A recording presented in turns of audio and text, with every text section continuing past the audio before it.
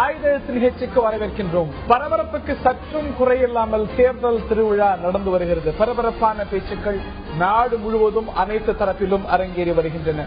அப்படிப்பட்ட ஒரு பரபரப்பு பேச்சுத்தான் நம்முடைய விவாதத்தின் தலைப்பாகிறது. பாரதிய ஜனதா மூத்த தலைவர் முன்னாள் துணை பிரதமர் எல்.கே. அத்வானி டாக்டர் மன்மோகன் சிங்கை பலகீனமான பிரதமர், இந்திய வரலாற்றிலேயே பலகீனமான பிரதமர் என்று விமர்சனம் செய்திருக்கிறார். எது நிர்ணயிக்கிறது பிரதமருடைய பலத்தையும் பலகீனத்தையும்? எது பலம் எது பலகீனம்?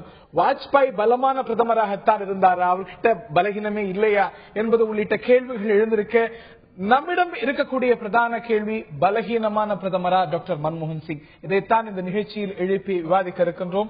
நிகழ்ச்சியில் நம்முடைய பங்கேற்கிறார்கள் காங்கிரஸ் கட்சியின் அகில இந்திய ஊடக தொடர்பாளர் திரு அமெரிக்க நாராயணன், அதே போல மூத்த பத்திரிகையாளர் திரு பகவான் சிங் அவர்கள் இணைகிறார். இன்னும் சற்று நேரத்தில் பாரதிய ஜனதாவின் மாநில பொதுச் செயலாளர் வானதி ஸ்ரீனிவாசன் அவர்கள் இணையிருக்கிறார். இந்த விமர்சனம் பாரதிய ஜனதா செய்வது நிச்சயம் புதிதல்ல, அத்வானி செய்வதே புதிதல்ல. ஏற்கனவே சில முறைகள் செய்திருக்கிறார், இம்முறையும் செய்திருக்கிறார்.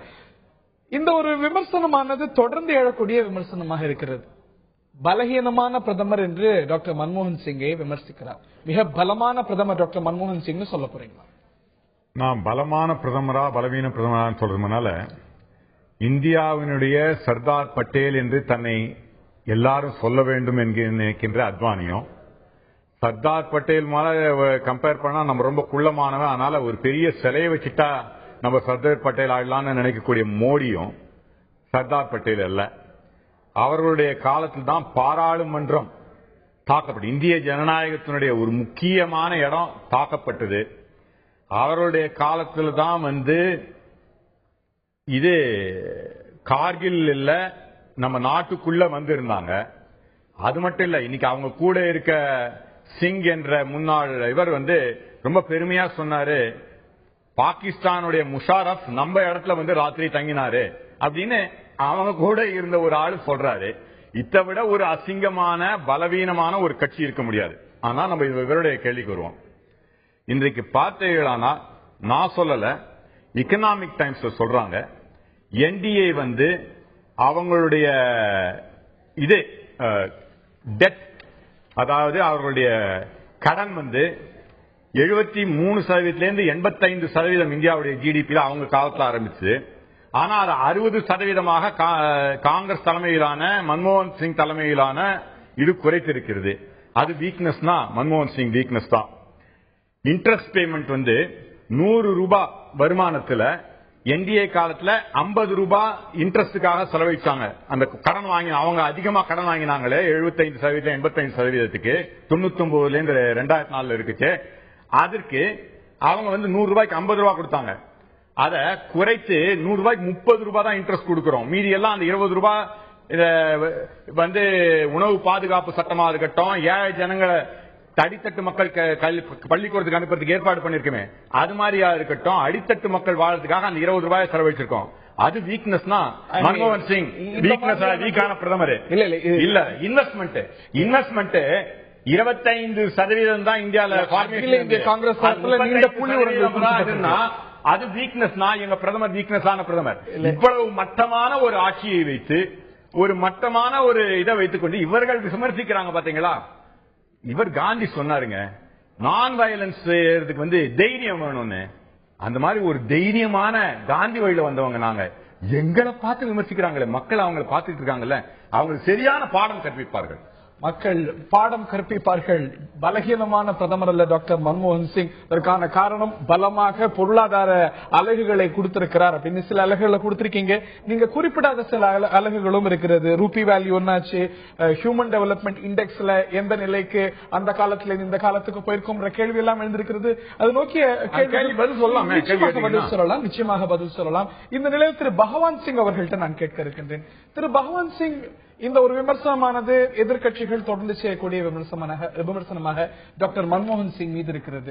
இந்த ஒரு விமர்சனம் இஸ் இட் ஜஸ்டிஃபைட் உங்களுடைய பார்வை? இது போத் ஜஸ்டிஃபைட் அண்ட் அன்ஜஸ்டிஃபைடு சொல்லலாம். என்னன்னா, justified in the sense that ஆமா பல விஷயங்கள் ஒரு பிரதமர் என்ற ஒரு ஸ்தானத்திலிருந்து அவர் செஞ்சிருக்கலாம். ஆனா அவர் பல நேரங்களில் பல விஷயங்கள் மேல் அவர் மௌனத்தை சாதிச்சிருக்கிறார். அட்லீஸ்ட் நான் பாத்தீங்கன்னா நீங்க whether it is a television footage இல்ல மீடியால கூட the most silent prime minister in post independent அதாவது இண்டிபெண்டன்ட் இன் இந்தியா அப்படின்னா மன்மோகன் சிங் தான் சொல்ல முடியும். சில பேர் சொல்லி அடிக்கடி ஒரு பிரதமர், நான் பேரை குறிப்பிட விரும்பல, அவரோட டெலிவிஷன் விஷுவல்ஸ் காமிச்சிருக்காங்க, அவர் தூங்கிட்டே இருப்பார் எப்போ பார்த்தாலும், பிரதமராக இருந்திருக்காரு. அது போலதான் இவர் ஒரு stone faced silent prime minister. ஒரு பிரைம் மினிஸ்டருக்கு ஒரு இமேஜ் தேவை, அது it's public image also is very important. அது அதே நேரத்தில் சரி, நீங்க பலவீனமான ஒரு பிரதமர் என்று ஒரு குற்றம் சாட்டிய அதே தலைவர் இன்னொன்னு யோசிச்சு பார்க்கணும். மன்மோகன் சிங்கோட இடத்துல இருந்தா தான் எந்த அளவுக்கு அவர் செயல்பட்டு இருக்கலாம். ஏன்னா இந்த கோயலிஷன் பாலிடிக்ஸ்ல உங்களுக்கு தெரியும், UPA 1ல எனக்கு தேவைப்பட்ட இந்த போர்ட்போலியோஸ் கொடுக்கலன்னா நான் ஸ்வேரிங் இன் செரமனிக்கே வரமாட்டேன் அப்படின்னு அடம்பிடிச்ச தலைவர்களும் இருந்திருக்காங்க.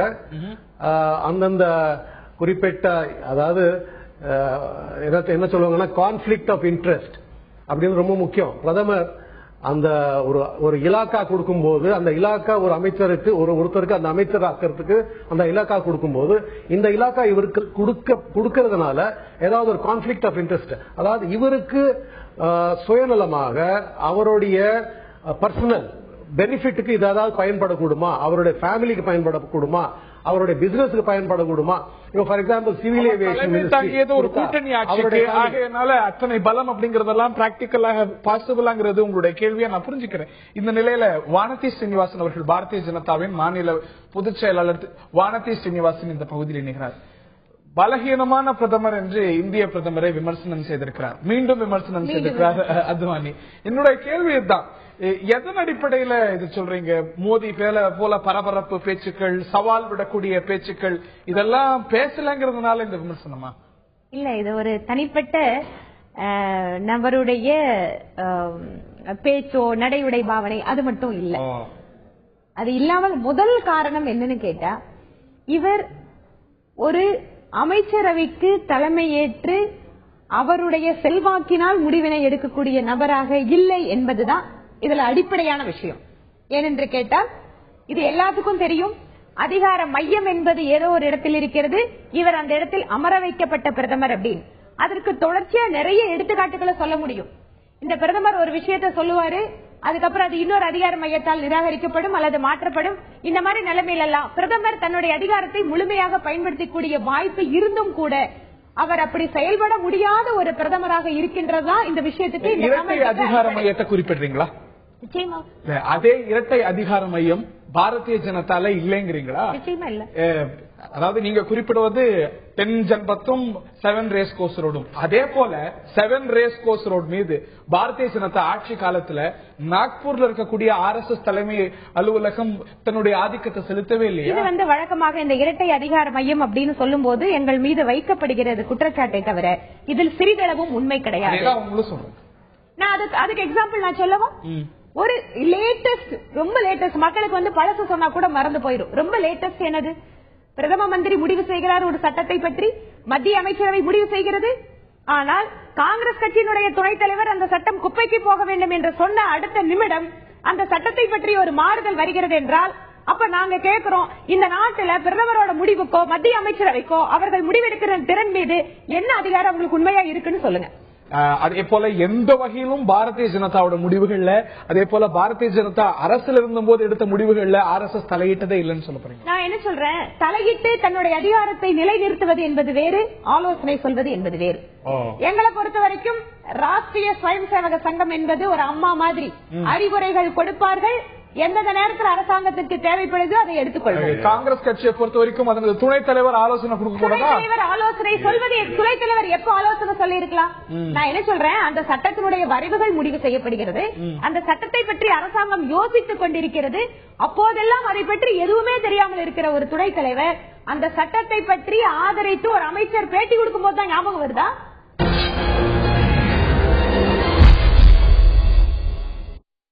நான் திரு அமெரிக்க நாராயணன் அவர்கள்ட்ட தான் கேட்க விரும்புகின்றேன். இதற்கு சில உதாரணங்கள் காட்டப்படுது.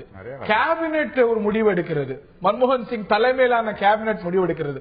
ஆனால் அதை நான்சென்ஸ் சொல்லி கிழித்து போட சொல்கிறார் ராகுல் காந்தி. கிழித்து போடப்படுது. அதாவது இந்தியாவை பொறுத்த வரைக்கும் ஒரு ஜனநாயக நாடு. மக்கள் என்ன முடிவு பண்றாங்களோ அதுதான் ஃபைனல் சுப்ரீம். மக்களுக்கு அடுத்தது இந்தியாவில் ஒரு பவர்ஃபுல் இதுன்னா அது பார்ட்டியாக தான் இருக்க முடியும். அதாவது ஒரு அரசு அந்த இதுக்கு அரசுடைய தலைமை தாங்குகின்ற அரசு இருக்கவங்க அந்த பார்ட்டிக்கு அது இந்திரா காந்தியா இருக்கட்டும் அந்த காலத்துல அது ஒரு ட்ரையல் பண்ணாங்க. குறுக்கிட்டாலும் மன்மோகன் சிங்கை விட கட்சி தான் பலமானது என்றைக்குமே. ராகுல் காந்தி சொல்லுங்க. பாரதிய ஜனதா கட்சி ஆனா அவங்க சொல்லுவாங்களோ பாரதிய ஜனதா கட்சி மோடியை விட வீக்கானவர் அப்படின்னு சொல்லுவாங்களோ அது அவங்களுக்கு சொல்லக்கூடியது. நான் சொல்றேன், எந்த கட்சி ஒரு உண்மையான கட்சியாக இருக்குமானா கட்சியுடைய தலைமையும் சரி இல்ல அந்த கட்சியினால பதவிக்கு வருகின்றவரும் சரி கட்சிக்கு கட்டுப்பட்டவர்களாகத்தான் இருக்க முடியும். அதுதான் ஒரு ஒரு முடிவு எடுக்க. அதாவது இந்த ஒரு ஆர்டினன்ஸ் பொறுத்த வரைக்கும் கட்சி முடிவெடுத்து கட்சி முடிவெடுத்த பிறகுதான் கேபினெட் முடிவு. கேட்ட கேள்விக்கு ரொம்ப தெளிவா சொல்றேன். மக்களுடைய இதை பிரதிபலிக்கல அவங்க. கட்சிக்குள்ள நான் சொல்லி பார்த்தேன், அவங்க கிட்டையும் சொல்லி பார்த்தேன். அதாவது ஒரு கட்சியுடைய தலைவர் மக்கள் இது தவறுன்றாங்க, அதை சரி சரின்னு நினைக்கிறாரு. அப்ப அதையும் மீறி செல்லக்கூடிய தலைமை இருக்கு. அந்த தலைமையை இப்ப இதுன்னு சொல்றீங்களா? இல்ல நீங்க ஏன் இப்படி திருச்சி பேசுறீங்க? ஏன்னா உங்களுக்கு திருச்சி பேசிய பழக்கம், அது உங்க மேல குற்றம் வாய்ஸ் ஆஃப் அப்போசிஷனா இருக்கீங்க. சரி சொல்லுங்க, தப்பு இல்ல, சொல்லுங்க. கொஞ்ச நேரம் டிவி நிகழ்ச்சியில நீங்க தொடர்ச்சியா நானும் பாத்துட்டே இருக்கிறேன். நீங்க அவங்கள வேற ஏதோ உங்களை கேள்வி கேட்டாலே அவங்க எதிர்கட்சிக்காரங்களோட சேர்ந்துட்டாங்கன்னு பேசுறாங்க. முன்னாடி RSS பத்தி கேட்டாங்க, காங்கிரஸ் நீங்க எதிர்கட்சி இல்ல. அதாவது நான் சொன்னது உண்மைதான். நீங்க எதிர்கட்சியோட வாய்ஸா இருந்தா தான் எங்க கிட்ட வாங்க முடியும். சரிங்க, குறுகுறுக்கெல்லாம் இல்ல. நான் சொன்னது உண்மை, எதிர்கட்சியா மாதிரி பேசுறீங்கன்றது உண்மை. ஏன்னா எங்க கிட்ட தவறுன்னு சொல்லலையா? என்னுடைய கேள்வி என்னன்னா, ஒவ்வொரு முறையும் கட்சியும் கேபினட்டும் தப்பா முடிவெடுக்கும். ஒவ்வொரு முறையும் இல்ல, சில நேரங்கள்ல கட்சியும் கேபினட்டும் தவறாக முடிவெடுக்கும் போது அதை நல்ல ஒரு தலைமை மக்களுடைய இதை பிரதிபலிக்கக்கூடிய ஒரு நல்ல குறைஞ்சபட்சம் 2 முறை இந்த கேஸ் விஷயத்திலே ஆகட்டும் இல்லாட்டி இந்த ஆர்டினன்ஸ்ல ஆகட்டும் மன்மோகன் சிங் தப்பான முடிவு எடுத்திருக்காரு. மன்மோகன் சிங் மக்களுடைய எதிர்பார்ப்புக்கு மாறான முடிவு எடுத்தாருன்னு மக்கள் சொல்றாங்களா இல்லையா? அது வெரி சப்ஜெக்டிவ். மக்களுடைய முடிவுக்கு மாறா மன்மோகன் சிங் 2 முறை முடிவு எடுத்தார். இல்ல மக்கள் ஆமா உண்மைதான். மன்மோகன் சிங் குறைந்தபட்சம் 2 முறை மக்கள் விருப்பத்துக்கு மாறாக முடிவெடுத்தார். ஒரு சில நேரங்கள்ல தலைமை இது சரின்னு நினைத்து முடிவெடுக்கிறது. பிரதமராக இருக்கிறார், அது மக்களுடைய எதிர்பார்ப்புகளுக்கு மாறாக இருக்கிறது. அதை உணர்ந்த தலைமை அதை சரிப்படுத்துகிறது. அதுதான் ஒரு சரியான தலைமையாக இருக்க முடியும். அதுதான் ஒரு நல்ல தலைமையாக இருக்க முடியும். அதுதான் தலைமைக்கான அதிகாரம். நான் பலமுறை சொல்லிருக்கேன், சாவது காங்கிரஸாக இருந்தாலும் வாழ்வது நாடாக இருக்கணும். நாட்டு மக்களுடைய எதிர்பார்ப்பு தான் ஒரு தலைமையா இருக்க முடியும். அப்படிதான் இருக்க முடியும். அதாவது மக்களுடைய எதிர்பார்ப்பு எண்ணங்களை கட்சி பிரதிபலிக்கிறதுங்கிற விஷயத்தை நான் ஒத்துக்கிறேன். ஆனா கட்சி எந்த இடத்துல அந்த முடிவுகளை எடுக்க வேண்டும்? கட்சிக்குள்ளாக அனைத்து அதிகாரங்களையும் வைத்திருக்கக்கூடிய திரு ராகுல் காந்தி அவர்கள் கட்சி மட்டத்திலேயே அதனுடைய தலைவர்களோடு முடிவெடுத்து அந்த முடிவை அமைச்சரவைக்கு தெரிவித்து அதற்கு பின்னால் முடிவெடுக்க வேண்டிய அரசாங்கம் என்பது எப்படி இருக்க வேண்டும்? அல்லது கட்சி முடிவெடுத்துருவாங்க, பிரதமர் முடிவெடுத்துருவாரு, அதுக்கப்புறம் வெளியில அதுக்கும் எனக்கும் சம்பந்தம் இல்லாத மாதிரி ஒரு கட்சியினுடைய தலைவர் பேசுறது எப்படி இருக்கும்? அதுக்கப்புறம் பேசுறது மட்டும் இல்ல, விமர்சனம் மட்டுமே செய்திருந்தால் நம்மளுக்கு இன்னைக்கு எந்த பிரச்சனையும் இல்ல. அவருடைய விமர்சனத்தை வைத்து அரசாங்கத்தின் முடிவுகள் மாற்றப்பட்டதுன்னு சொல்லும் போதுதான் உண்மையாகவே அந்த பிரதமர் கட்சி பாராளுமன்ற குழு ஒரு முடிவை எடுத்த பிறகு லால் கிருஷ்ண அத்வானி விமர்சனம் செய்கிறார். என்ன மாதிரியான நடைமுறை? நான் கேட்கிறேன், கட்சியினுடைய பாராளுமன்ற குழு முடிவெடுக்கிறது, அதை பற்றி அவருடைய விமர்சனத்தை பதிவு செய்கிறார். அதற்கு பின்னதாக அவர் தானாகவே கட்சி முடிவு மாத்தல, அத்வானி மாத்திக்கிட்டார். அதுதான் சொல்றேன். அத்வானி அவர்கள், நான் என்ன சொல்றேன், இந்த இடத்துல வித்தியாசத்தை நீங்க புரிஞ்சுக்கணுங்கிறதுக்காக தான் சொல்றேன். அரசாங்கத்தை நடத்துவதுங்கிறது வேற, ஒரு பிரதமர் பதவிக்கின்ற அதிகாரம் இருக்கிறதுங்கிறது வேற. நீங்க அதை அப்படியே கட்சியினுடைய தலைமையோடு ஒப்பிட முடியாது. இன்னைக்கு கட்சியினுடைய முடிவுக்கு எதிர்கருத்தை பதிவு செய்தாரோ அல்லது மாற்று கருத்தை பதிவு செய்தாரோ அவர் தன்னுடைய முடிவை மாற்றிக்கொண்டு இன்று கட்சிக்காக அவர் பிரச்சாரம் செய்து கொண்டிருக்கிறார். மோடி அவர்கள் பிரதமராக வேண்டும் என்று மரியாதைக்குரிய தலைவர் திரு அத்வானி அவர்கள் தீன்தயாள்ஜி இவங்கள மாதிரி இங்க இருந்த காலகட்டத்திலாம் கட்சி அந்த மாதிரி இல்ல அப்படின்னு சொன்னவர் அப்படி இருக்கு அப்படின்னு முடிய மாட்டேங்குது. எங்களுடைய பிரச்சார களத்தில் இருக்கக்கூடிய தலைவர் அப்படி இருக்கும்போது நீங்க அதையை நீங்க பிரதமருடைய பதவியினுடைய அதிகாரத்தோடு ஒப்பிட வேண்டிய அவசியம் இல்லை. திரு நாராயணன் ரெண்டே மத்தவங்க கிட்ட போனா 30 செகண்ட் நான் முடிச்சிருவேன். என்னன்னா ஒரு தலைமைங்கிறது தெய்வம் இல்ல. நான் 54 இன்ச்சு 80 இன்ச்சு மார்புள்ள சொல்றவன் தலைமை இல்ல. தலைமைன்றது எப்படின்னா ஒரு மனிதன் தவறு செய்யச்சே தவறை ஒற்றுக்கொள்ளக்கூடிய தைரியம் உள்ளவன் தான் ஒரு உண்மையான தலைவனா இருக்க முடியும். தவறு செஞ்சுட்டு தவிர நான் கொன்னதான் ரைட்டு, முஸ்லீமை கொன்ன 300 பேரை கொன்ன அவங்க நாய்கள் மாதிரி சொல்றவன் தலைவனா இருக்க முடியாது. ஒரு உண்மையான அதற்குள்ள தைரியம் எங்க கட்சிக்கு இருக்கிறது பெருமை இல்லையா? ராகுல் காந்தி சொன்ன இது பண்றதா 3 நாள் இதை தூண்டி விட்டு முஸ்லீம்களை கொன்று அது நான் நியாயப்படுத்துறேன். ராகுல் காந்தி நினைக்கிறீங்களா? நீங்க அதுதான் தைரியம் நினைக்கிறீங்களா? அதாவது மன்மோகன் சிங் நீங்களே சொல்லிருக்கீங்க 2 முறை தவறு செய்தார் அப்படின்னு. அந்த தவறை மக்களுடைய எதிர்பார்ப்பை நிர்ணயிக்கலன்னு சொன்னா அது தவறுங்கிறது வேற, மக்களுடைய எதிர்பார்ப்பை செய்யவில்லை. நீங்க வார்த்தையை வாயில மக்களுடைய எதிர்பார்ப்பு 2 முறை அவர் செய்யல. ஆனா அது ராகுல் காந்தி சொன்னப்பதான் திருத்திப்பார். அப்படித்தாங்க. அது வரைக்கும் உணர மாட்டார். ராகுல் காந்தி காங்கிரஸ் கூட்டத்தில் பேசின பிறகுதான் உணர்வார். ராகுல் காந்தி என்பது என்னுடைய எண்ணத்தை பிரதிபலிப்பவர். அவர் தான் எங்களுடைய தலைவராக இருக்க முடியும். பிரதிபலிக்க அவர் அவர் அவர் தனிமை, அதாவது அவர் கட்சியால் நியமிக்கப்பட்டவர். நல்லா புரிஞ்சுங்க. அவங்க சொன்னது உண்மைதான். அவர் ஒரு கட்சியினுடைய தலைவர் அல்லன்னு சொன்னார். உண்மைதான். கட்சி தான் ஒரு தலைமையை கட்சி தலைமை தான் கட்சியால் நியமிக்கப்பட்டவர்களுக்கு வழி சொல்லும். சோ மன்மோகன் சிங்கை விட கட்சி தலைமை தான் சுப்ரீம். ஓகே, கேட்க விரும்புகின்றேன். அதீதமான விமர்சனம் டாக்டர் மன்மோகன் சிங் மீது ஊடகங்களால எதிர்கட்சிகளால வைக்கப்படுது. ஒருவேளை டாக்டர் மன்மோகன் சிங் 2009 ஓய்வு பெற்றிருப்பாரே ஆனால் இந்த நாட்டுடைய சிறந்த பிரதமர்கள் ஒருவராக இல்ல நல்ல பிரதமர்கள் ஒருவராக இந்த அளவுக்கு விமர்சனங்கள் இல்லாமல் சரித்திரத்தில் இடம்பெற்றிருப்பார். இதுல நான் ஒரு முறை நான் பேசுறது நீங்க பாதியில நிறுத்திட்டீங்க. எப்படி ஒரு கான்ஃபிளிக்ட் ஆஃப் இன்ட்ரெஸ்ட் இருந்தா கூட அந்த போர்ட்போலியோ டிஸ்ட்ரிபியூஷன்ல அண்டர் பிரஷர் அவர் நடந்துகிட்டார் அப்படின்னு அப்பவே ஆரம்பம் ஆயிடுச்சு. இது ஒரு வீக் பிரைம் மினிஸ்டர் என்ற ஒரு பிரச்சனை வரக்கூடும் அப்படின்ற ஒரு நிலைமை அப்பவே உருவாயிடுச்சு. அதுக்கு பிறகு நீங்க ஒண்ணு கேட்டீங்க 2009 அவர் ரிட்டையர் ஆகி வேற ஒருத்தர் வந்திருந்தாலும்னா நீங்க என்னுடைய சகோதரி பிஜேபி வானதி அவங்க சொல்றாங்க எப்படி இந்த ராகுல் காந்தி உடைய ஒரு கருத்து ஒரு குப்பையில போட வேண்டிய ஒரு ஆர்டினன்ஸ் சொல்லி அது எப்படி மாற்றப்பட்டது அப்படின்றது. அவங்க இந்த விஷயத்துல அந்த அளவுக்கு அவங்க அஜிடேட் ஆக தேவையில்லை. ஏன்னா ராகுல் காந்தி நீங்க அது ஞாபகம் இருந்துச்சுன்னா அது எப்படி ஒரு பிரஸ் கான்பரன்ஸ் ஒரு காங்கிரஸ் ஸ்போக்ஸ் பர்சனோட பிரஸ் கான்பரன்ஸ்ல சடனா ராகுல் வராரு, அது பேசுறாரு, உடனே என்னன்னா பிரைம் மினிஸ்டர் டூர்ல இருக்கிறவர் அவர் ஒரு அனௌன்ஸ் சேஞ்ச் பண்றாரு. திஸ் இஸ் நத்திங் பட் ஒரு ராகுலுக்கு ஒரு boost in image. This was nothing but ஒரு இமேஜ் பூஸ்டிங் எக்ஸசைஸ் தான். இது ஒரு அட்வர்டைஸ்மெண்ட் தான். இது ஒரு பிரைம் மினிஸ்டரை மீறி ராகுல் நீங்க சொல்றத புரிஞ்சுக்கிறேன். ஆனா அதுவே இண்டிகேஷன் இல்லையா டாக்டர் மன்மோகன் சிங்கை விட ராகுல் காந்தி பவர்ஃபுல் காட்டக்கூடிய அது இன்னும் மன்மோகன் சிங் இது மக்கள்ல இதுல என்னன்னா இது நீங்க ஒரு டெலிவிஷன் டிஸ்கஷனே தேவையில்லை. நீங்க வெளியில போய் டீ கடையில கேட்டாலே சொல்லுவாங்க இப்ப கட்சி யார் நடத்துறாங்க, கவர்மெண்ட் சென்ட்ரல் கவர்மெண்ட் யார் நடத்துது அப்படின்னு. இப்போ ஒரு நம்ம டிபேட்ல பங்கு கொள்ள பிஜேபி அவங்க சொல்லியிருக்காங்க the power centre is different. 2 power centres இருக்கு அப்படின்னு. என்னை பொறுத்தவரைக்கும் 2 பவர் சென்டர்ஸ் கிடையாது, ஒரு பவர் சென்டர் தான் இருக்கு. ராகுல் Gandhi and mother Sonia Gandhi Congress president and vice president அவங்கதான் power centre. The Prime Minister என்னன்னா ஒரு almost like ஒரு clerk acting according to the dictates of the party president. அப்படிதான் சொல்றோம். You can object, but that is the fact. What are the decisions he has taken? Firmly, decisively. No, this is right அப்படின்னு ஒரு வார்த்தை சொல்லி இருக்காரா? ஏதாவது ஒரு decision எடுத்திருக்காரா? சொல்றேன். நீங்க சொல்றீங்கப்பா you are all opposition backed media சொல்றீங்க. Yes, we are media for the people. Just as just as people you claim have elected you and elected your party, if people have மக்கள் உங்களை தேர்ந்தெடுத்து உங்க party supreme சொல்றீங்க, party will conduct and decide, முடிவெடுக்கும், மக்களுக்கு என்ன தேவைன்றது முடிவெடுக்கும் அப்படின்னு சொல்றீங்க.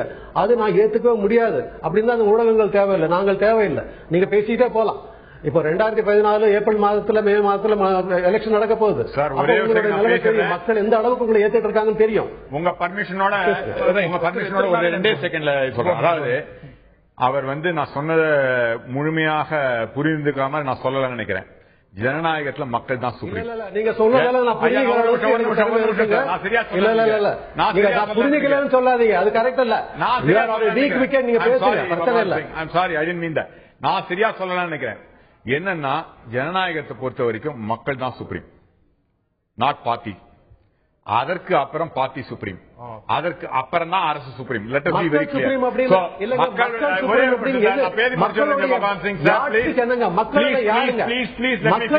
Parliament is supreme. Please let me finish up, then you answer that. நீங்க பார்லிமெண்ட்டை விட மக்கள் தான் சுப்ரீம், அப்புறம் தான் மற்றது எல்லாமே. Yes, parliament is chosen by மக்கள். மக்கள் தான் சுப்ரீம். அப்போ மக்களுடைய எண்ணத்தை நான் பேசி முடிச்சாதான் முடியும்ன்றதா நான் தொடர்ந்து பேசுறேன். மக்களுடைய எண்ணத்தை பிரதிபலிப்பதுதான் ஒரு மக்களால் தேர்ந்தெடுக்கப்பட்ட பிரதிநிதிகளும் அரசியல் கட்சிகளுடைய வேலை.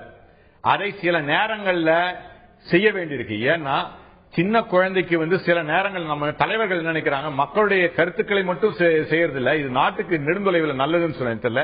தலைவர்கள் சில நேரம் மக்களுக்கு அன்றைய எண்ணங்களுக்கு எதிராக கூட சில முடிவு எடுக்கக்கூடிய தலைவர்கள் உண்டு, அதுல தவறு இல்லை. ஆனால் இதை பேலன்ஸ் பண்ணணும். அப்படி பண்ணச்சே இன்றைய மக்களுக்கு எதிராக எடுக்கப்பட்டிருக்கு சில முடிவு, எதிராக இல்லை. அன்றைய காலகட்டத்தில் மக்கள் சில தவறுன்னு நினைக்கலாம். நீங்க இதை கிண்டலாக கேள்வி கேட்கலாம், ஆனா இதை உண்மையை நான் பேசுறது நீங்களும் ஒத்துக்குவீங்க, அவரும் ஒத்துக்குவாரு. கேபினெட் முடிவு எடுக்குது பகவான் சிங், நீங்க நானும் ஒரே நேரத்தில் கேட்காது. நான் அதெல்லாம் நீங்க உங்களோட பர்மிஷன் கேட்டுதான் பேசுறேன், தயவு செஞ்சு அந்த பேச. இந்திய ஜனநாயகம் ஒரு ஆர்டினன்ஸ் சார்ந்த முடிவை எடுக்கிறதுக்கு கேபினெட்டுக்கு கொடுத்திருக்கா இல்ல காங்கிரஸ் வைஸ் பிரசிடென்ட் தான் கொடுத்திருக்கு? அந்த கேபினெட்டுக்கு அறிவுரை சொல்லக்கூடிய கடமையும் உரிமையும் அந்த கட்சியினுடைய சிம்பல்ல தேர்ந்தெடுக்கப்பட்ட இவங்களுக்கு சொல்லக்கூடிய உரிமை அந்த கட்சியைத்தான் அரசியல் அமைப்புல ஒரு வரியை கட்சிகளுக்கு அரசியல் அமைப்புல ஒரு வரியை காட்டுங்க. கேபினெட்டுடைய முடிவை அந்த ஆளும் கட்சியுடைய ஒரு துணை தலைவரோ இல்லாட்டி அந்த ஆளும் கட்சியில ஒரு முக்கிய தலைவரோ அப்படியே மாத்தலாம், வீட்டோ செய்யலாம். அவருக்கு தான் அதிகமான அதிகாரம் சொல்லலன்னு உங்களுக்கும் தெரியும், எனக்கும் தெரியும். நல்லா அழகா பேசுறீங்க. ஆனா பிராக்டிகலா சொல்லுங்க, அத எங்க கட்சி மாத்திச்சா கேபினெட் மாத்திட்டா சார்? நீங்க சொல்லுங்க. இப்போ கேபினெட் அரசியல் மாதிரி ரெண்டு பக்கம் நாக்கு போறது யார் சொல்லி மாத்தியதுங்கிறது ரொம்ப முக்கியமான விஷயம். அரசியல் சட்டசபையில அரசியல் சபையில சொல்லியிருக்கா கட்சி இந்த மாதிரி சொல்லக்கூடாதுன்னு சொல்லியிருக்கா. சொல்லுங்க, நீங்க சொல்லிருக்காங்க, நீங்க சொல்லக்கூடாதுன்னு சொல்லிருக்கா சார்? ஒரு முடிவை ஒரு ஆட்சி தலைமை சொல்லுது அப்படிங்கிறதுக்காக மாற்றணும். மக்கள் சொல்லுவதுன்றது ஆட்சி தலைமை சொல்லுது, அதனால கேபினெட் ரொம்ப சப்ஜெக்டிவ்.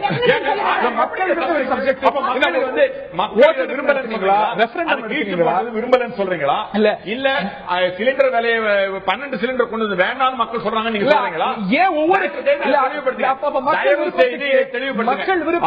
மக்கள் விருப்பத்துக்கு மாறாகத்தான் ஒவ்வொரு காங்கிரஸ் ஸ்போக்ஸ் பர்சன் அந்த சமயத்துல பேசினாங்களா? ஒவ்வொரு அமைச்சரும் மக்கள் விருப்பத்துக்கு மாறாக மக்களுக்கு எதிராகத்தான் பேசினாங்களா? ராகுல் காந்தி சொன்ன பிறகுதான் மாத்திக்கிட்டாங்களா? நான் ஒரு காங்கிரஸ் ஸ்போக்ஸ் பர்சன், நான் அப்ப பேசினேன்ற உண்மையை ஒத்துக்கிறேன். அதுக்கு காரணம் இருக்கு. நான் ஏற்கனவே ஒரு காரணம் இருக்கேன். தொலைநோக்கு பார்வையில இது சரின்னு எனக்கு பட்டது. ஆனா அதே நேரத்தில் கட்சியில நான் சொன்னேன் இது சரியில்லைங்க, மக்கள் இதை விரும்புறாங்கன்னு சொன்னேன். அது கட்சி காங்கிரஸ் பிளனரிக்கு முன்னாக ஏன் ராகுல் காந்திக்கு தோணல? திடீர்னு அந்த ஒரு காங்கிரஸ் இது ஒரு வாக்கு, இது ஒரு கருத்து பேசிக்கிட்டு இருக்கோம், டிஸ்கஷன் நடந்துகிட்டு இருக்கு. டிஸ்கஷன் நடந்து ஒரு முடிவு எடுக்கப்பட்டது. இருந்தாலும் அது தவறுன்னு தெரிந்தப்புறம், தவறுன்னு தெரிந்து நான் ஏற்கனவே சொல்லியிருக்கேன், தவறுன்னு தெரிந்தப்புறம் ஒற்றுக்கொள்ளக்கூடிய தைரியம் எங்களுக்கு உண்டு. உங்களை மாதிரி கோழைகள் இல்லை. அதாவது மற்றவர்களை இது பண்ணிட்டு கொலை பண்ணிட்டு அது தெரியும் சொல்றீங்களே, அந்த மாதிரி கோழைகள் இல்ல. ஒண்ணும் கேட்டா இதற்கு மக்களை தூண்டி விட்டு பல பேரை கொலை செய்வீர்களே, இந்துக்களை என்னுடைய சகோதரர்களை கொலை செய்வீர்களே, அதை தெரியும் சொல்றீங்களே. அந்த மாதிரி கோழைகள் இல்ல நானு. இல்லாத ஒரு பிரச்சனையை ஆரம்பிச்சு பாபரி மசூதியை இழுத்து என்னுடைய இந்துக்கள் சகோதரர்களை கொலை பண்ண வச்சீங்களே, அதுக்கு நான் வருந்துறேன். அதை நான் தெரியும் சொல்ல மாட்டேன். அது இன்னைக்கு நீங்க அப்பாலஜைஸ் பண்ணிக்கிறேன், நான் ஒத்துக்கிட்டோம். எது உண்மையான தலைமை, எது தைரியம், அதை சொல்லுங்க, மக்கள் சொல்லுவாங்க. வானதி ஸ்ரீனிவாசன் உங்களுடைய சுருக்கமான பதில் நான் இடைவேளை எடுத்துக்கணும். மேலும் சில விஷயங்கள், அதாவது போன பிரதமர், அதாவது வாஜ்பாய் பற்றிய சில கேள்விகளும் இருக்கிறது. அவர் அத்தனை பலமானவராக இருந்தாருங்கிற கேள்வி இருக்கிறது. சில குற்றச்சாட்டுகள் உங்கள் மீது நேரடியாக வைக்கப்பட்டதுனால உங்களுடைய வாதம். அதாவது நீங்க கடந்த 10 ஆண்டுகளாக கொஞ்சம் கொஞ்சமா ஆரம்பத்தில் காங்கிரஸ் கட்சி தேர்தலுக்கு முன்னிறுத்தப்படும் போது திரு மன்மோகன் சிங் அவர்கள் பிரதமர் ஆவார் அப்படிங்கிற விஷயத்தை பத்தி எங்குமே கிடையாது. அவர் சொன்ன மாதிரி கட்சியால் நியமிக்கப்பட்ட ஒரு நபராக இருந்தார். ஆக அவருக்கு இருக்கக்கூடிய ஒரு நிர்பந்தமான சூழ்நிலையை மக்கள் புரிந்து கொண்டார்கள். சரி, கட்சி தலைமை அவரை பிரதமராக்கிடுச்சு, அவர் எப்படி செயல்படுறாரு அப்படிங்கறத நாம் இனிமேல் வரக்கூடிய காலத்தில் பார்ப்போம். ஆனா ஒவ்வொரு முறையும் ஒரு பிரதமர் தனக்கென்று இருக்கக்கூடிய ஒரு தலைமை அமைச்சர் பதவிக்கே உரிய ஒரு அதிகாரத்தோடு செயல்பட்டாரானா அது போர்ட்போலியோ அலோகேஷன்ல இருந்து ஏற்கனவே நம்ம சொன்ன மாதிரி எலிமெண்ட் மட்டும் நீங்க காமிக்க முடியாது. 5 வருஷம் அவர் பிரதமராக இருந்து மீண்டும் அவர் பிரதமராக முன்னிறுத்தப்பட்டு மக்களால் ஓட்டு போடப்பட்டோம். நிச்சயமா நான் அது இல்லைன்னு சொல்லல. ஆனால் அவர்கள் முடிவுகளை எடுக்கப்பட்ட விதமும் இந்த விமர்சனத்துக்கு எது அடிப்படையா அமைஞ்சிருக்கு? பிரதமர் மன்மோகன் சிங் அவர்கள் பிரதம அமைச்சரக்கூடிய அதிகாரத்தோடு செயல்பட்டாரா அப்படிங்கறத நீங்க பல்வேறு இன்சிடென்ட் நம்ம சொல்றோம். கட்சி இவரே சொல்றாரு, கட்சி தலைமை என்ன சொல்லுதோ அதை தாங்க பிரதமர் கேட்கணும்னு அவர் வெளிப்படையே சொல்றாரு. இதுக்கு மேல உங்களுக்கு என்ன ஆதாரம் வேணும்? ஆக மொத்தம் பிரதமரை தாண்டி கட்சியினுடைய தலைமை, கட்சியின் தலைமையை விட கட்சியிலே இருக்கக்கூடிய ஒரு குடும்பம் தான் சகல அதிகாரம். உங்களை மாதிரியே நானும் சொல்றேன், தயவு செஞ்சு நான் பேசி முடிக்கிற வரைக்கும் அமைதியா இருக்கு. அதே மாதிரி கட்சியினுடைய தலைமை என்பது ஒரு குறிப்பிட்ட குடும்பம் மட்டுமே அப்படிங்கறத திரும்ப திரும்ப இந்தியாவுக்கு அவர்கள் உணர்த்தி கொண்டிருக்கிறார்கள். ஆகதான் சொல்றோம், இவர்கள் பிரதமர் என்பதை வெறுமனே பெயருக்காக வைத்திருக்கிறார்கள். உண்மையான அதிகாரம் என்பது நம்ம சகோதரர் பகவான் சிங் அவர்கள் சொன்ன மாதிரி அது ஒற்றை அதிகார மையம் தான். அது கட்சியினுடைய தலைமை பீடத்தில் இருக்கக்கூடிய ஒரு குடும்பம் தான் அப்படிங்கிறது நாட்டு மக்களுக்கு அனைவருக்கும் தெரியும். மேலும் சில கேள்விகள் எழுந்திருக்கின்றன. வாஜ்பாய் அத்தனை பலமான பிரதமராக இருந்தாரா? இந்த விமர்சனங்கள் அவர் மீது பொருந்தாத அந்த பலகீனமான விமர்சனம்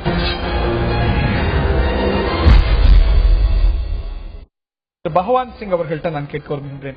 Why is he silent? இந்த விவகாரத்தில் ஏன் பேசல? அவர் ஒரு சைலண்ட் பிரதமர் அப்படின்னு டாக்டர் மன்மோகன் சிங்கை விமர்சிப்பது அப்படிங்கிறது பொருத்தமானதா? சார், நான் ஒரு சின்ன ஒரு விஷயத்த சொல்றேன். இப்போ காங்கிரஸ் என்னோட நண்பர்கள் பல பேர் இருக்காங்க. இந்திரா காந்தி, நான் 35 இயர்ஸா நான் ஜேர்னலிஸ்டா இருக்கேன். இந்திரா அம்மையார் கூட நான் பார்த்திருக்கேன். Indira Gandhi the strongest prime minister of இந்தியானா அவங்க அதை ஏத்துப்பாங்களா? ஏத்துப்பாங்க. we used to call her the iron lady. Margaret தாச்சரோட நான் ஒப்பிட்டு பண்ணியிருக்கோம், பேசியிருக்கோம், எழுதியிருக்கோம். அதே போல மன்மோகன் சிங் அந்த other end pendulum is the weakest ஏன் குறைப்படுறாங்க? இந்திரா காந்தி மாதிரி அவங்க நடந்துக்கிறாரா? இப்போ இவர் சொல்றாரு கட்சி அதுதான் பிரதானம், that after people it is a party. Indira Gandhi அம்மையார் கட்சி எந்த அளவுக்கு மதிச்சாங்கன்னு எனக்கு தெரியாது. But she was a strong prime minister. She did quite well. அதே போலதான் இப்போ வாஜ்பாய் பத்தி நீங்க சொல்றீங்க, ஸ்டேட்ஸ்மேன் பிரைம் மினிஸ்டர் அப்படின்னு நீங்க பாருங்க நம்ம இந்தியன் ஹிஸ்டரி அப்படின்னா வாஜ்பாய் தான் தோணுது. அதே போலதான் என்னை பொறுத்த வரைக்கும் இவ்வளவு வருஷம் கழிச்சு த வீக்கெஸ்ட், நான் அவரை பிளேம் பண்ணல, அவரோட circumstances, the coalition politics. Indira அம்மையார் இந்த கோயலிஷன் பாலிடிக்ஸ் எப்படி மேனேஜ் பண்ணுவாங்க தெரியாது. அதனால yes, he was silent on important issues. அவர் எப்போ சில நேரங்களில் தி பேஜ் 1 நாங்க சொல்லுவோம் இல்லையா, page 1 statements of prime minister, for example ராகுல் இது குப்பை அப்படின்னு சொல்லும்போது இமீடியட்டா அவர் ரியாக்ட் பண்ணி ஆமாமா நம்ம கரெக்ட் பண்ணிக்கலாம். சப்ஜெக்டிவான விவகாரங்கள் இல்லையா இது எல்லாத்துக்குமே? ஆல் தீஸ் நாட் சப்ஜெக்டிவ் தான். சப்ஜெக்டிவ்னா எப்படி? நீங்க அப்சர்வ் பண்ணி நீங்க சொல்றீங்க இந்த இனிப்பு நல்லா இனிமே இட்ஸ் வெரி ஸ்வீட், ஸ்வீட்டஸ்ட் இந்த குலாப் ஜாமுன் இது மாதிரி நான் சாப்பிட்டதே கிடையாது. சப்ஜெக்டிவ். அது நீங்க டெஸ்ட் பண்ண அப்புறம் நீங்க அதை நீங்க சொல்றீங்க. இது நம்ம தவிர்க்க முடியாது. Opinions are subjective. ஆனா அந்த subjective opinion when it becomes a mass opinion, இப்ப வெளியில நான் சொன்னேன் இல்லையா, டீ கடையில கேட்டாலும் சொல்றாங்க, that's not subjective anymore, it is a popular opinion. It's not entirely. நான் ஒருத்த மட்டும் சொன்னா சப்ஜெக்டிவ். சைலண்ட் அப்படிங்கிற ஒரு விமர்சனத்துக்கு பிரதமர் அலுவலகம் ஒரு பதில் கொடுக்கிறது. 1300 பேச்சுகள் அவர் பேசியிருக்காரு. 3325 நாட்கள்ல 1300 உரைகள், அதாவது 3 நாளைக்கு ஒரு உரைங்கிற வீதம் வருகிறது. எந்த அளவு எப்படி நீங்க சைலண்ட் சொல்வீங்கிற ஒரு கேள்வி எழுந்திருக்கு. நீங்க வந்து அதுதான் நான் கேட்க வந்தேன். அதுதான் நான் வானதி அவர்கள் பிரதம மந்திரி அலுவலகமே வந்து எங்களுடைய பிரதமர் இத்தனை முறை வந்து பேசி இருக்கிறார் அப்படின்னு சொல்லிட்டு ஒரு விவர அறிக்கையை சொல்றாங்கன்னா நான் நினைக்கிறேன் சுதந்திர இந்தியாவில் அதுதான் ஃபர்ஸ்ட் டைம். இல்ல எந்த அடிப்படையில இதே விமர்சனங்கள் நீங்க வந்து இந்த ஒரு குரோத் ஆகட்டும், கரப்ஷன் ஆகட்டும், இல்லாட்டி ஃபாரின் பாலிசி ஆகட்டும், பல விமர்சனங்கள் வாஜ்பாய் மீது இருந்திருக்கு. நான் ஒண்ணு சொல்றேன், நீங்க கூட்டணி அரசாங்கத்தை நடத்துகின்ற பொழுது நாங்கள் பலவிதமான நிர்பந்தங்களுக்கு அடிபணிகிறோம் அப்படிங்கறது ஒரு ஓபன் ஸ்டேட்மெண்ட். நீங்க வந்து குறிப்பாக ஸ்பெக்ட்ரம் வழக்கில பொறுத்த வரைக்கும் ஸ்பெக்ட்ரம் ஊழல் விஷயம் வெளியில வந்ததுக்கு அப்புறம் பிரதம மந்திரி பத்திரிகையாளர்களை வந்து ரொம்ப ரேரா சந்திக்கிறார். அவர் மீது இருக்கக்கூடிய ஒரு மிகப்பெரிய குற்றச்சாட்டு அதுதான். ஏனென்றால் பத்திரிகையாளரிடம் அவர் பேசுவதே இல்லை. இதை நாங்க சொல்லலையே. நான் சொல்றது கேளுங்க, இது வந்து நாங்க சொல்லல. இன்று மத்திய நிதியமைச்சராக இருக்கக்கூடிய திரு ப. சிதம்பரம் சொல்கிறார், ஆமா அவர் அடிக்கடி பத்திரிகையாளர்களை சந்திப்பதில்லை என்பது உண்மைதான். குஜராத் முதலமைச்சர் எத்தனை முறை பிரதமர் வேட்பாளராக அறிவிக்கப்பட்ட பிறகு பத்திரிகையாளர்களை சந்தித்து பத்திரிகையாளர்களுடைய கேள்விகளை இதுல பயம் என்ன இருக்குது? நீங்க எத்தனையோ பத்திரிகைகளுக்கு அவர் பேட்டி கொடுத்திருக்காரு. அவர் பிரதமர் வேட்பாளராக அறிவிக்கப்பட்ட பிறகு எத்தனை பேட்டிகளை கொடுத்தாரு, எத்தனை பத்திரிகையாளர்கள் சந்திப்பு நடத்தினாரு? நான் என்ன சொல்றேன், எந்த அளவுக்கு மக்களோட கம்யூனிகேஷன்ல ஒரு தலைவர் இருக்கிறார் அப்படிங்கறத ரொம்ப முக்கியம் இல்லீங்களா? எந்த விதமான கேள்விகள் ஊடகங்கள் எழுப்பப்பட்டாலும் அந்த பொது ஊடகங்கள் வழியாக அவர் தேவைப்பட்ட பதில சொல்லிட்டு தான் நீங்க எங்க அவரு எனக்கு வந்து தனியா அக்கௌண்டே இல்ல, எனக்கு தனியா செல்போன் நம்பரே இல்லன்னு சொல்லக்கூடிய ட்விட்டர்ல நீங்க போட்ட கருத்துக்களுக்கு வந்து அவர் கவனிச்சிருந்தாருன்னா அவர் ஏன் கேஸ் சிலிண்டருக்கோ இல்ல இவர்கள் சொன்ன மாதிரி மக்களோட கருத்துக்கள் எல்லாம் தெரிஞ்சிருக்குன்னு சொன்னா அவர் ஏன் அந்த மாதிரி முடிவுகள் எடுக்கிறாரு? ஆக மொத்தம் மக்களோட எந்த விதமான கனெக்ஷனும் இல்லாத ஒரு பிரதமராக இருந்திருக்கிறார் என்று காங்கிரஸ் கட்சிக்காரர்களே சொல்றாங்க. அதனாலதான் ராகுல் காந்தி மக்கள் கருத்தை பிரதிபலிக்கிறார் சொல்றாங்க. நான் என்ன சொல்றேன், கூட்டணி அரசாங்கத்தை நடத்துகின்றதால் இருக்கக்கூடிய நிர்பந்தம் அப்படின்னு சொன்னா இதே கேஸ் திரு வாஜ்பாய் அவர்களுக்கும் அப்ளை ஆகும். அது மட்டும் இல்ல, நீங்க ஃபர்ஸ்ட் டைம் இந்தியன் பொலிட்டிக்கல் 10 ஆண்டுகள் ஒரு ஸ்டேபிளான கவர்மெண்ட், அதாவது ஒரு கூட்டணி கட்சிகள் வெளியில போனாலும் கூட 10 ஆண்டுகள் ஆட்சியை நடத்திருக்காங்க. ஆனால் வாஜ்பாயுடைய 13 மாசம் அப்படிங்கும்போது 13 நாள் 13 மாசம் 10 ஆண்டுகள் நடத்திருக்காரா? நம்பிக்கையில்லா தீர்மானம் வந்தது, கூட்டணி கட்சிகள் வெளில போனாங்க. இந்த மாதிரியான கிரைசிஸ் இருந்தது உண்மை. ஆனால் எப்படி பலகீனம் சொல்ல முடியாது? அதுதான் சொல்றேன். அதுக்கு பின்னால 23 கூட்டணி கட்சிகளை வைத்து காங்கிரஸ் அல்லாது, ஏனென்றால் காங்கிரஸ் திரும்ப நிலையான ஆட்சி என்றால் நாங்கள் தான் அப்படின்னு சொல்லிட்டு இருந்த நிலைமையை மாற்றி முதன்முறையாக காங்கிரஸ் இல்லாத ஒரு மத்திய அரசாங்கத்தை 23 கூட்டணி கட்சிகளோடு வெற்றிகரமாக நடத்தியவர் திரு வாஜ்பாய் அவர்கள். அவர் இந்த கூட்டணி அரசியல் நிர்பந்தம் சொன்னா இதே நிர்பந்தங்கள் எங்களுக்கும் இருந்தன. ஆனா நாங்க கூட்டணி அரசாங்கத்தில் இருக்கோம், அதனால ஊழல் நடக்கும் போது எங்களால ஒண்ணும் பண்ண முடியலன்னு கையை விரிக்கல. எந்த இடத்துல தேவைப்படக்கூடிய செயலை செய்பவராக திரு வாஜ்பாய் இருந்தார். வாஜ்பாய் அவர்கள் காலத்துல நீங்க பொருளாதாரத்துல விரும்பிய ஒரு முடிவு எடுக்க முடிஞ்சதா? ஏன் இல்லாம குஜராத் முதலமைச்சரை அவர் நீக்க நினைத்தார் அப்படிங்கிறது கருத்து. ஆனா அந்த முடிவை கூட அவர் நீக்க நினைத்தார் அப்படிங்கறதுக்காக மட்டுமே இல்ல, ஒருவேளை அவர் வெளிப்படையாக குஜராத் முதல்வர் அவர்கள் பதவி விலக வேண்டும் நீங்க ஓப்பனா சொல்லி இருந்து அது மறுதளிக்கப்பட்டிருந்தால் அதுக்கப்புறம் இந்த விமர்சனம் பண்ணலாம். அவர் இப்படிதான் நினைச்சிருப்பாரு அப்படிதான் நினைச்சிருப்பாரு. வெறும் யூகம் இல்ல, ஜஸ்வந்த் சிங் அதை வெளிப்படுத்துகிறார். Advani stopped Vajpayee from acting against Modi. திரும்பவும் சொல்றேன், ஜஸ்வந்த் சிங் அவர்கள் அவருடைய கண்ணோட்டத்தில் எழுதி இருக்கலாம். நான் நேரடியாக இவர் சொன்னாராங்க கேள்வி நான் அந்த சந்தர்ப்பத்தில் இருந்தேன். அத்வானி நாங்களும் பேசிட்டு இருந்தோம். அத்வானி வந்து ரெஸ்ட் ரூம் போனாரு, வெளில வந்தாரு, மோடியோட ராஜினாமா கடிதத்தை இவர் கையாள சொல்றாரு. நான் கூட சொல்றேன் ஹரி என்னோட வந்து வெளியில டீ சாப்பிட்டாருங்க, விமர்சனம் முடிச்சுட்டு அப்புறம் வேற மாதிரி சொன்னாருங்க. நான் எழுதுறேன்னு சொன்னா அதுல எந்த அளவுக்கு உண்மைத்தன்மை இருக்கும்? ஹரி நான் இந்த பொய் சொன்னாங்க விஷயத்துக்கு நான் போகலீங்க. ஒவ்வொருத்தரும் அவர்களுடைய நடந்த விஷயத்தை பற்றி நேரடியாக ஒரு நபர் தெரிவிக்காத போது வெறுமனே அவர் சொன்னார் இவர் சொன்னார் நாம விமர்சனம் பண்ண வேண்டாம். ராஜ தர்மத்தை பத்தி வாஜ்பாய் சொன்னார் இல்லையா? ராஜ தர்மம் என்பது ஒரு அறிவுரை இல்லையா? அதனால இதுல இருந்து இப்படிதான் இருந்திருக்க முடியும். நீங்களே ஏன் கற்பனை பண்ணிக்கிறீங்க? நான் திரு நாராயணன் அவர்கள்ட்ட நான் கேட்க விரும்புகின்றேன். இப்போ பல விஷயங்கள்ல அவர் கருத்தை சொல்லாதவராக இருந்திருக்கிறார். நீங்க வந்து இவர் வந்து சைலண்ட் பிரைம் மினிஸ்டரா இருந்தாரா மற்ற பிரைம் மினிஸ்டர் கூட கம்பேர் பண்ணச்சுன்னா நான் ஒத்துக்குவேன். அப்படி வெரி கம்யூனிகேட்டிவ் பிரைம் மினிஸ்டர்னு சொல்ல முடியாது இல்ல, அது உண்மை. ஆனா ஒரு பலமான பிரதமர்ன்றது இக்கானமிய என்டிஏ விட நல்லா நடத்தினாரா? சத்தியமா நடத்தினாரு. அவங்களை விட இதை குறைச்சாரா? இன்ட்ரெஸ்ட் பேமெண்ட் குறைச்சாரா? இன்வெஸ்ட்மெண்ட் அதிகமாக்கினாரா? நாட்டினுடைய வளர்ச்சியை அதிகமாக்கினாரா? நாட்டில் உள்ள அடித்தட்டு மக்களுக்கு உதவினாரா? பெரும்பான்மையான மைனாரிட்டிஸுக்கு உதவினாரா? இதாவது ஸ்திரமா வச்சுக்கிட்டாரா?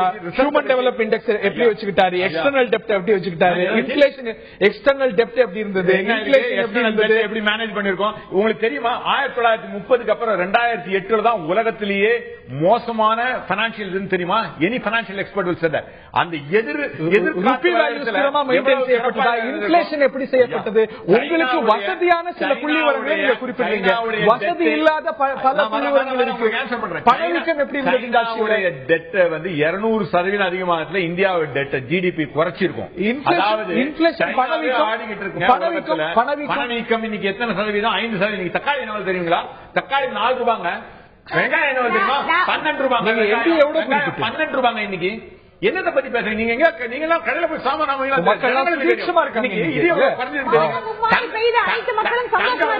போன 15 நாள்ல 1500 1300 ரூபாய் தக்காளி 4 ரூபாய் நீங்க சொல்றீங்க. இங்க இருக்கிறவங்க எவ்வளவு வாங்குறாங்க? எவ்வளவு சொல்லுங்க. 8 ரூபாய் சொல்றாங்க. 8 ரூபாய் இல்ல 100 ரூபாய் சொன்னாங்க. 100 ரூபாய் விளையாட்டுச்சே எங்களுக்கு குத்தம் சொன்னீங்களே.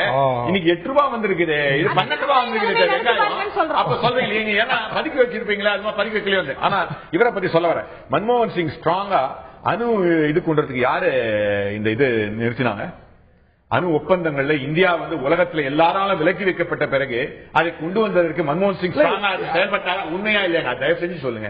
அதாவது இன்னைக்கு நீங்க இன்னைக்கு ஆனா உண்மை மட்டும் நான் தெளிவுபடுத்துறேன். இவர் கரப்ஷன் பத்தி சொன்னாங்க.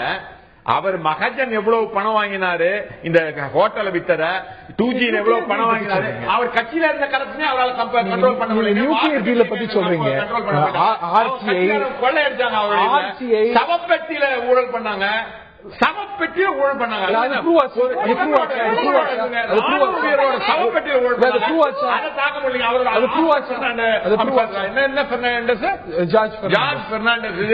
அவர் எல்லாம் இருக்க சவப்பெட்டியில ஊழல் பண்ண முடியலங்க. வந்து பேசுறாங்க ஒரு பலமான பிரைம் மினிஸ்டர் எப்படி பேசுறாங்க இல்லைங்க. எப்படி my act speaks up for itself. அதுல பாத்தீங்கன்னா உண்மையிலேயே சிறப்பான பர்ஃபார்மன்ஸ் பாத்தீங்கன்னா என்டிஏ விட இவர் தான் 10 வருஷம் நடத்தினாரு. அதுல வந்து சிறப்பான வசதி இல்லாத பல ஒரு ஸ்டாட்டிஸ்டிக்ஸும் இருக்குங்கிறது மொத்தத்துல எது இருக்குங்க? வெளியுறவு கொள்கையை வச்சு நீங்க வந்து அவர் பலகீனமான ஒரு பாகிஸ்தான் தலை கொய்த போது என்ன செய்தார் அப்படின்னு சொல்றீங்க. ஆனா காந்தஹார் சம்பவங்கள் நினைவுக்கு வரவில்லையா? பார்லிமெண்ட் தாக்குதல் யார் சமயத்தில் நடத்தப்பட்டது? ஆபரேஷன் பராக்கிரம் எவ்வளவு பெரிய டீட்டெயில் இருக்கு. கார்கில் யுத்தத்துல நம்ம சந்தித்த பின்னடைவுகள் இவையெல்லாம் கார்கில் யுத்தத்தில் பின்னடைவுன்னு சொல்லாதீங்க. அதாவது முதல் முறையாக இந்தியாவுக்கும் பாகிஸ்தானுக்கும் நடந்தக்கூடிய யுத்தங்கள் எல்லாமே விட்டு கொடுக்க முடியாத ஒரு விட்டு கொடுக்காத நிலப்பரப்பு அப்படிங்கிறது திரு வாஜ்பாய் அவர்களுடைய காலத்துல தான் நடந்தது. Subramaniam committee failure of systematic failure involving intelligence agencies in the government of India. ஒவ்வொரு அதிகாரிகளும் தங்களுக்கான விஷயங்களை சொல்லலாம். அரசாங்கத்துடைய கமிட்டி ரிப்போர்ட், அரசாங்கம் அமைச்ச கமிட்டி அரசாங்கம் அமைத்த கமிட்டி ரிப்போர்ட் இன்டெலிஜென்ஸ். நான் என்ன சொல்றேன், காந்தகாருக்கு வந்து ஒரு தன்னுடைய கேள்வி கேட்ட போவீங்க, பதில் சொல்ல இடம் கொடுக்காம லைனா கேள்வி கேட்ட எப்படி பதில் சொல்றது? நீங்க ஒவ்வொன்னா வாங்க. சாரி, நான் சொல்ல ஆரம்பிக்கிறதுக்கு முன்னாடியே காந்தகார் என்னாச்சு, காந்தகார் ஆரம்பிக்கிறதுக்கு முன்னாடியே பார்லிமெண்ட் என்னாச்சு. ஓகே, அதாவது காந்தகாரோட சூழ்நிலைங்கிறது கொஞ்சம் வித்தியாசமான சூழ்நிலை. நான் சொல்றேன், அது வந்து விமானம் வந்து ஆப்கானிஸ்தான்ல இறங்குது. ஆப்கானிஸ்தானோட நம்மளுக்கு எந்த விதமான தூதரக உறவுகளும் கிடையாது. தூதரக உறவுகளே இல்லாத ஒரு நாட்டோட பேச்சுவார்த்தை அப்படிங்கிறது எவ்வளவு சிக்கலான விஷயங்கிறது சர்வதேச அரங்கில அந்த உறவுகளை புரிஞ்சுக்கிறவங்களுக்கு அது தெரியும். பார்லிமெண்ட் அட்டாக் எல்லாரும் வெளில விட்டாங்கல்ல. நீங்க தான் சார் வெளியில சிறையில வெளியிட்டது ராஜபாய் அரசா இல்லையா? உண்மையை சொல்லுங்க. காந்தகாரும் போது நான் அதுதான் சொல்ல வரேன். அந்த சூழ்நிலையில ஒரு ரொம்ப ஸ்திரமான ஒரு முடிவெடுக்கக்கூடிய சூழ்நிலையை அன்று இருக்கக்கூடிய காங்கிரஸ் கட்சி சீர்குலைத்ததுன்னு நான் சொல்லுவேன். ஏனென்று கேட்டால் அரசாங்கம் அந்த ப்ராசஸ்ல இருக்கும் போதே பயணிகளுடைய உறவினர்களை சேர்த்து கொண்டு வந்து ஆர்ப்பாட்டத்தில் ஈடுபட வைத்தது காங்கிரஸ் கட்சி. ஒரு விதமான நெருக்கடியை உருவாக்கியது காங்கிரஸ் கட்சி. இந்த மாதிரி பல்வேறு விஷயங்கள் உண்டு. ஆனா மக்களுக்கு தெரியும். ஏனென்றால் கார்கில் யுத்தமாகட்டும் அல்லது காந்தகார் ஆகட்டும், அதற்கு பின்னே அரசாங்கத்தை அவர் நடத்தியதாகட்டும், நீங்க இவ்வளவு தூரம் பொருளாதாரத்தை பத்தி சொல்றீங்க. விலைவாசியை கட்டுக்குள் வைத்திருந்த ஒரு பிரதமராக இருந்தால் கூட்டணி கட்சிகள் இருக்கும் போதே ஒரு பலமான, நான் சொல்றேன், நீங்க வந்து திருப்பி திருப்பி ஸ்டேபிள் கவர்மெண்ட், அந்த ஸ்டேபிள் கவர்மெண்ட் முதல் தடவையா ப்ரூவ் பண்ணது திரு வாஜ்பாய் அவர்கள். நான் திரு பகவான் சிங் கிட்ட இறுதிக்கட்ட கருத்தை கேட்க இந்த ஒரு பலகீனமான பிரதமர், வீக் பிரைம் மினிஸ்டர் கேட்கும் போது மன்மோகன் சிங் இதைத்தான் சொல்றார். கண்டெம்பரரி மீடியா வேணா இந்த மாதிரியான கருத்துக்களை சொல்லலாம், ஆனால் ஹிஸ்டரி வில் பி கைண்டர் என்று சொல்கிறார். அப்படியா? உங்களுடைய பார்வை ரொம்ப சுருக்கமா நிகழ்ச்சி நிறைவேற்றார். ஹிஸ்டரி இஸ் ஆல்வேஸ் கைண்டுங்க. பல பல நல்ல விஷயங்களை நம்ம பெருசாக்குவோம், ஹிஸ்டரியில கெடுதலை நாங்க மறந்துடுறோம். இங்க நம்ம காங்கிரஸ் நண்பர் ஒன்னு சொன்னார் அபவுட் எக்கானமி, அதெல்லாம் சொன்னார். ஒண்ணு நமக்கு தெரியாத விஷயம், நீங்க திருப்பூர்ல எப்பாச்சும் தந்தி டிவி அனுப்பி அங்க இருக்கிற எக்ஸ்போர்ட்டர்ஸ் நீங்க கேட்டீங்கன்னா, இந்த இது வரைக்கும் வெளியில வரல, இப்ப சுப்ரீம் கோர்ட்ல இருக்கிறது, பேங்க்ஸ் அதை போராடிட்டு இருக்காங்க, சிபிஐ கிட்ட என்கொயரி கொடுக்க கூடாதுன்னு. இந்த ஃபாரின் எக்ஸ்சேஞ்ச் டெரிவேட்டிவ்ஸ் ஒரு ஸ்கேம், 50,000 கோடின்னு சொல்றாங்க, 40,000 கோடின்னு சொல்றாங்க. இது இப்பதான் நடந்திருக்கு, இப்ப சுப்ரீம் கோர்ட்ல இருக்கு. அதனால history, yes maybe history depends on how one writes இட்டுங்க. நான் ஹிஸ்டரி எழுதுனா ஒரு மாதிரி இருக்கும், அந்த ஹிஸ்டாரியனை பொறுத்து இருக்கும் ஹிஸ்டரி. ஆனா என்ன பொறுத்த வரைக்கும் நான் இங்க இப்ப இருக்கேன், ஹிஸ்டரிக்கு நான் இன்னும் போகல. இப்ப நான் பார்த்தேன்னா இந்த கடந்த 10 வருடம் நல்லது நடந்திருக்கு, நல்லது நடக்காதது பல விஷயங்கள் நடந்திருக்கு. இது ஒரு அவர் பல விஷயங்களை ஒரு strong prime minister, decisive prime minister, ஒரு அசர்டிவ் பிரைம் மினிஸ்டரா லீட் பண்ணிருக்காரு. அவர் ஒரு சிறந்த ஒரு எக்கானமிஸ்ட். ஆனா பாத்தீங்கன்னா last 10 years he doesn't show itங்க. இந்த தருணத்தில் எக்கனாமிஸ்ட் பிரைம் மினிஸ்டர் பெரிய அளவுக்கு எக்கனாமில சாதிக்கல அப்படிங்கிறது உங்களுடைய பார்வையாக இருக்க, என்டிஏ காலத்தை காட்டிலும் நாங்க வந்து எக்கனாமிக் growth ஆகட்டும் சில புள்ளி விவரங்களை நாங்க முன்னிலையில் இருக்கிறோம் என்பது காங்கிரஸ் கட்சியோட வாதமாக இருக்கிறது. இந்த நிலையில நேர்கிட்ட கேட்டிருந்தோம், பலமான பிரதமர் யார் என்று. நேர்களுடைய பார்வை என்ன பார்க்கலாம்.